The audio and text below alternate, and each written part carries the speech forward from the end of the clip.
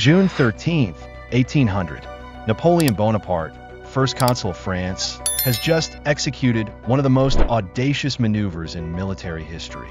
Leading his army through the treacherous, ice-covered Alps, he has emerged behind the Austrian forces in Italy. In a series of swift and decisive actions, he has seized Milan and vanquished every enemy contingent encountered along the way. His strategy is unfolding precisely as intended. Now, Napoleon methodically extends his forces in a wide cordon, aiming to entrap General Maillot's Austrian army. General Chabran, with 3,400 men, secures the line along the Po River, while General Lepoip, commanding 3,500 troops, moves to reinforce him. Meanwhile, General Desaix, with 5,000 men, advances southward to block the road to Genoa. This maneuver leaves Napoleon with just 22,000 troops marching westward onto the plains of Scrivia. However, the first consul has been misled by overly optimistic intelligence from his scouts and spies. Maillot is not planning a retreat.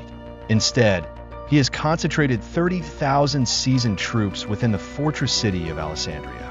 These soldiers are well rested, well supplied, and enjoy a significant advantage in cavalry and artillery. They are not seeking escape, they are preparing to strike. Oblivious to the impending danger, on June 13th, General Victor and his two divisions spearhead the French advance toward Alessandria. Amid heavy rainfall, they drive a small Austrian rearguard out of the village of Marengo, forcing them back toward a fortified bridgehead on the Bormida River. However, when the French reach the river, they find the crossing heavily defended. Exhausted and drenched from the relentless downpour, they halt their pursuit as night falls. Napoleon had foreseen that the decisive battle of this campaign would be fought on this very ground, the plains east of Alessandria. Yet convinced that Maillot will not dare to risk a direct engagement, he remains unaware of the massive Austrian force assembling just beyond the Bormida. They have lit no campfires, masking their true strength. Within mere hours, Napoleon will realize that his army is fighting for its survival. Dawn, June 14th. Napoleon's forces are spread thin, stretched over 8 miles of open countryside and scattered vineyards. General Victor's two divisions hold Marengo and the main road.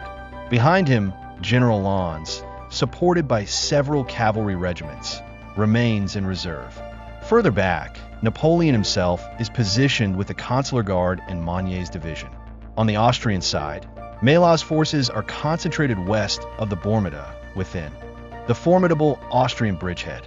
His chief of staff, General Anton von Zach, has devised a two-pronged assault. General Ott's division will cross the river and push north toward Castelcirolo, while Maillot's, leading the main body of the army, will strike directly along the road to Marengo. At 8 a.m., under clear skies, the Austrians commence their advance. The French outposts are swiftly pushed back. Near Pedrabona Farm, Gardin's division comes under heavy Austrian bombardment. Unable to hold their position, they withdraw to regroup with Victor's main force, which is deployed defensively behind the Fontenone stream, a narrow, steep-sided waterway swollen by recent rains. The only viable crossing is a small wooden bridge along the main road. On the far bank, Victor's men take cover behind trees and sturdy farmhouses. As the Austrians approach, they are met with a relentless volley of musket fire. Scores of soldiers fall as they attempt to ford the stream. General Haddock leads a determined charge, but is mortally wounded. After multiple failed assaults, the Austrians fall back, suffering heavy casualties. To the north of Victor's position, General Bellegarde's brigade succeeds in crossing the Fontenone around 11 a.m., but General Lannes swiftly maneuvers to reinforce Victor's flank, driving Bellegarde's men back and re-establishing the defensive line. As the battle rages under the sweltering summer sun, more Austrian artillery is brought up, intensifying the bombardment of the French lines. However, throughout the morning, the Austrian offensive is hampered by the narrow crossing points and marshy terrain. General Zach's failure to anticipate these logistical bottlenecks costs the Austrians valuable time. Nonetheless, by noon, Melas has successfully deployed 30,000 troops and 92 cannons against the outnumbered 16,000 French soldiers and 16 guns under Lannes and Victor. French reinforcements are urgently needed, but as the Austrians prepare their next attack, Napoleon and the rest of his army remain conspicuously absent. The gravest threat emerges on the French right flank, where General Ott's division has occupied Castelcirillo virtually unopposed, now posing a direct threat to Lannes' position. Meanwhile, the Austrians discover a gap in the French center and swiftly push 3 battalions across the Fontenay, threatening to break through Napoleon's precarious defensive line. The battle for Marengo is about to reach its critical moment. Around the same time, 1,500 Austrian dragoons attempt to flank the French left, but they are swiftly countered and routed by General Kellerman's heavy cavalry. Meanwhile, the Austrians manage to capture La Stortiglione farm, putting pressure on Victor's left flank. A subsequent Austrian cavalry charge across the Marengo bridge is also repelled by Kellerman's forces. However, the sheer weight of numbers is proving overwhelming. Several French units are completely out of ammunition. Their artillery is severely limited, and their defensive line is beginning to crumble. Facing encirclement, Victor's divisions are the first to break, with 400 men captured in Marengo. A further 300 French troops are left behind in Casabianca, where they put up a tenacious resistance for several hours. Under the cover of the 96th Demi-Brigade and Kellerman's vigilant cavalry, Victor's division retreats half a mile to Spinetta, taking up positions among its surrounding vineyards. Meanwhile, the Austrians surge across the Fontenay, forcing Lannes to pull back in an effort to maintain the French line. The veterans of Montebello, who had fought so valiantly just days before, are now on the brink of collapse. When the Austrian offensive began, Napoleon was 7 miles away, stationed at his headquarters in Torre Garofoli. Though he could hear the distant thunder of cannon fire, he initially dismissed its significance, believing his forces were merely driving back scattered Austrian rearguards. Focused on cutting off Melas' escape, he did not realize the full extent of the battle unfolding before him. Only at 11 a.m. did urgent reports reach him, revealing the desperate state of his army. Realizing that time was running out, Napoleon immediately dispatched orders to Desaix, instructing him to abandon his blocking maneuver and march to the battlefield with all haste. His message was succinct and urgent. "I had thought to attack the enemy. They have attacked me. Come, in the name of God, if you still can." The same order was sent to General Lepoip. Wasting no time, Napoleon personally rushed to the front, bringing his last reserves, Monier's division and the elite Consular Guard, with him. By 3 p.m., Lannes and Victor had been forced to retreat nearly a mile. Austrian cavalry shadowed their withdrawal, forcing the French to stay in tight formations as enemy artillery rained down relentless round shot, tearing through their packed ranks. Yet, miraculously, the French battalions still held. Upon arriving at the battlefield, Napoleon immediately grasped the most pressing danger. On the right flank, General Ott was poised to turn the French position. To counter this, he ordered Monier's division to advance on Castelcirillo, forcing Ott to divert troops from the main attack. However, this still left a major threat in the form of General Schellenberg's 4,000-strong Austrian division. With no other choice, Napoleon committed his ultimate reserve, the 900 men of the Consular Guard. Against overwhelming odds, the Guard repelled repeated cavalry charges and held their ground in a brutal close-range firefight, buying precious time for the rest of the army to reorganize. Napoleon would later describe them as his Granite Redoubt, a legend that would endure for years to come. But the Guard was isolated and dangerously exposed. When Austrian dragoons struck their flank and rear, their formation collapsed. Many were cut down, others were forced to surrender. By the end of the day, the Guard had suffered over 50% casualties. With its retreat, Napoleon had no more cards left to play. The French army began a steady withdrawal, retreating through the vineyards under constant bombardment from Austrian artillery. The relentless fighting had taken a heavy toll. Between casualties, desertions, and stragglers, Only 6,000 men remained to hold the French line. General Melas, convinced that victory was assured, withdrew from the battlefield, having suffered an injury from a fall earlier that day. He entrusted command to his chief of staff, General Zach, then returned to Alessandria to compose a dispatch announcing his triumph. But in doing so, he had gravely underestimated the resilience of the French and the unpredictable turns of war. Meanwhile, General Louis de Seix, just 31 years old, was marching with Boudet's division, 5,000 men strong, to cut off the Austrian retreat. Napoleon once described de Seix as the only man he considered a true friend. That morning, however, recent rains had swollen the Scrivia River, delaying de Seix's crossing. Upon hearing the distant roar of battle, he halted his men and sent a courier for intelligence. Napoleon's desperate order to return did not reach him until noon. Without hesitation, de Seix turned his division around and marched toward the sound of the guns. By 5 p.m., he arrived at the battlefield, only to find a French army in full retreat. Napoleon had fallen back to San Giuliano, 5 miles east of Marengo, where thousands of wounded soldiers lay in despair. The mood was grim. The army seemed on the verge of collapse. Then, word of de Seix's arrival spread like wildfire through the ranks. "Here they are! Here they are!" the exhausted French soldiers shouted. Napoleon's demeanor changed instantly. With renewed determination, he declared, "We have retreated far enough today. You know my custom, I always sleep on the battlefield." The Austrian army was now advancing on all fronts, but in its eagerness to crush the French, its formations had become scattered and disorganized. In a bid to encircle their foe, Austrian forces had spread too thin, diverting troops north and south. To make matters worse, General Zach had personally taken command of the pursuit, leaving overall leadership in the hands of General Kame. Meanwhile, several Austrian officers had been wounded, further disrupting the chain of command. Sensing an opportunity, Napoleon made his final gamble. Using de Seix's fresh troops, he prepared for a last-ditch counterattack, rallying every available unit.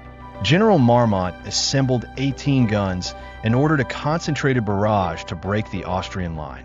With the 9th Light Demi-Brigade leading the charge, the French counterattack began. The rapid fire of the experienced French skirmishers stalled the Austrian advance. General Zach, recognizing the danger, rushed forward his elite grenadiers, supported by additional artillery. The 9th Light momentarily faltered. To the Austrians, it seemed like the French were retreating once more. Then, suddenly, from the vineyards, de Seix's fresh troops emerged and struck. The Austrians in full force. With the 9th Light in the vanguard, de Seix personally led the charge. At that very moment, he was shot through the heart and killed instantly. His men cried out for vengeance and surged forward with renewed fury. Then, General Kellerman, seizing the opportunity, launched a devastating cavalry charge with 400 heavy horsemen, crashing into the Austrian lines. The fate of the battle had turned. With unrelenting force, Kellerman's cavalry crashes into the Austrian left flank. As if to compound the chaos, a stray shot strikes an Austrian ammunition wagon, triggering a massive explosion that sends shockwaves across the battlefield. The effect is catastrophic. Panic spreads like wildfire, and Austrian morale collapses in an instant. Within mere minutes, hundreds of soldiers throw down their weapons and surrender, while thousands more flee, their terror infecting the ranks in the rear. In the midst of this chaotic retreat, General Zach himself is caught and taken prisoner, along with 2,000 Austrian soldiers. In an instant, the tide of battle has turned completely. What had seemed like an inevitable French defeat by mid-afternoon has now transformed into a resounding victory. The retreating French troops, seeing their enemies in disarray, suddenly halt, regroup, and charge forward with renewed fury. As the Austrian center collapses, General Ott's division finds itself dangerously exposed. With his left flank disintegrating, Ott's men join the general rout, abandoning any hope of holding their position. Later that evening, General Murat delivers the final blow, leading a decisive cavalry charge that drives the shattered Austrian forces back to their bridgehead, sealing the French victory. The Battle of Marengo, once teetering on the edge of disaster, has become one of the most astounding comebacks of the Napoleonic era. By nightfall, the French, who had been on the brink of annihilation only hours before, now stand triumphant. However, the cost of victory is immense. The French army loses nearly a quarter of its strength, while the Austrians suffer even heavier losses. Over a third of their forces are dead, wounded, or captured. Napoleon himself contributed little to the victory on the battlefield. If not for the skill of his officers, the discipline of his troops, and above all, Desaix's last-minute arrival, France would have faced certain defeat. The sweetness of triumph is bitterly tainted when Napoleon learns of Desaix's death. Turning to his secretary, Bourrienne, he murmurs, "Yes, I am satisfied, but what a victory this would have been if I could have embraced him on the field tonight." That evening, Napoleon dines alone, reportedly on a hastily prepared meal of local ingredients, a dish that would later be known as chicken Marengo. Meanwhile, General Melas, stunned by the sudden reversal of fortune, is paralyzed with uncertainty. His officers are divided. Some urge him to fight on, while others insist that retreat is the only option. With French forces closing in from all directions, Melas attempts to stall for time, proposing a ceasefire to bury the dead. Napoleon refuses outright. There will be no truce unless the Austrians are willing to negotiate terms for their complete evacuation of northwestern Italy. With little bargaining power left, Melas is left with no choice. Over the following days, he and General Berthier negotiate the terms of surrender. In exchange for safe passage back to Austria, the Austrians agree to evacuate Piedmont, Genoa, and Lombardy. Once again, France reasserts its dominance over northern Italy. For Napoleon, this victory is more than just a military triumph. It cements his political power as the undisputed ruler of France. Even more importantly, the miraculous manner of his victory only strengthens his belief in his own extraordinary destiny. The gods of war and fortune seem to favor him. With such divine favor, what limit could there be to his ambition? That winter, France secures an even greater victory. General Moreau delivers a crushing defeat to the Austrians at the Battle of Hohenlinden, forcing Austria into complete submission.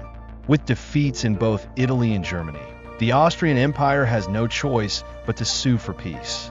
The subsequent Treaty of Lunéville redraws the map of Europe.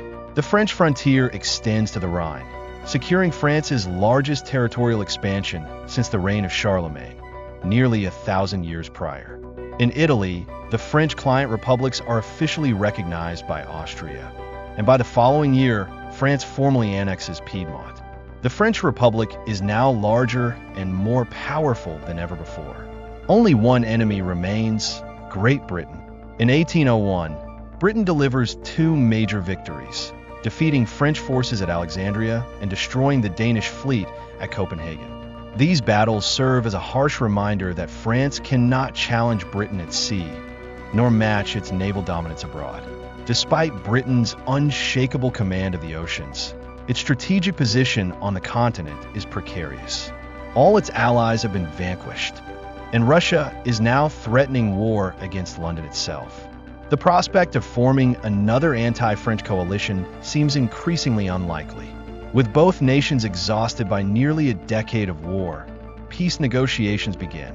After months of diplomatic maneuvering, the Treaty of Amiens is signed in 1802, bringing Europe its first true peace in 10 years. But how long can such peace truly last? Would you have fared better than Napoleon at Marengo? Could your command have delivered an even more decisive French victory? Or perhaps you believe you could have turned the tide for the Allies. Now, with Wargame Design Studios' campaign Marengo, you have a chance to relive this legendary battle and put your skills to the test as a Napoleonic commander. Campaign Marengo is a hex-based wargame that places you in command of French or Austrian forces, offering an unparalleled level of historical accuracy and a meticulous recreation of Napoleonic-era tactics. The game delivers a deeply immersive and challenging experience, capturing the complexities of warfare in the early 19th century. Take charge of infantry, cavalry, artillery, and specialized units. Set formations, execute precise maneuvers, and outmaneuver the enemy to claim victory. In Campaign Marengo, you can battle against AI, opponents, or challenge other players in multiplayer mode. But the experience doesn't end at Marengo. The game also includes the key battles leading up to the decisive clash, as well as Napoleon's triumphant 1796 campaign in northern Italy, a turning point in his rise to power.